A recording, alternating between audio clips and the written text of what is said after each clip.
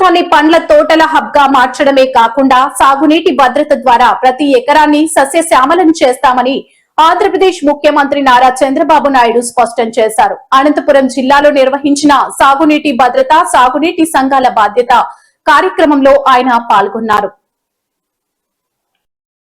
ప్రతి నీటి బొట్టు విలువను అందరూ గుర్తించాలని, భూమిని ఒక జలాశయంగా మార్చుకోవాలని సీఎం పిలుపునిచ్చారు. గతంలో తాము ప్రవేశపెట్టిన ఇంకుడు గుంతలు, పంట కుంటలు, నీరు మీరు, నీరు ప్రగతి వంటి పథకాలు భూగర్భ జలాల పెంపునకు ఎంతో దోహదపడ్డాయని గుర్తు చేశారు.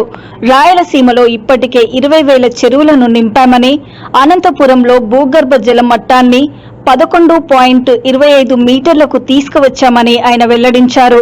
అమరావతి, విశాఖ, తిరుపతి నగరాలను మెగా సిటీలుగా తీర్చిదిద్దుతామని ఆయన హామీ ఇచ్చారు.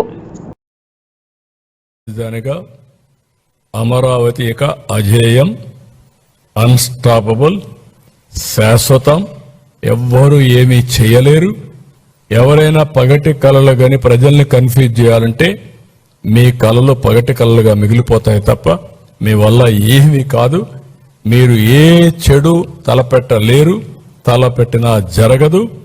మీరు శాపాలు పెడితే ఆ శాపాలు తిరిగి మిగేదగలుగుతాయి తప్ప దీనికి కాదని మరొకసారి తెలియజేస్తున్నా. ఇక్కడ నాకు ఇప్పుడు కూడా అర్థం కాని ఒకటి ఉంది. ప్రజా రాజధాని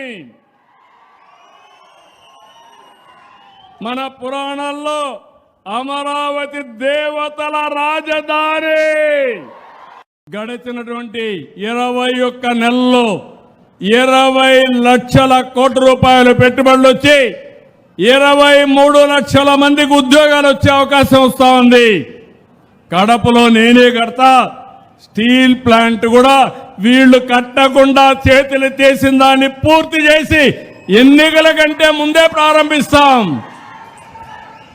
ఇలాంటివన్నీ మనం చేస్తే వీళ్ళు రాష్ట్రం మీద పగ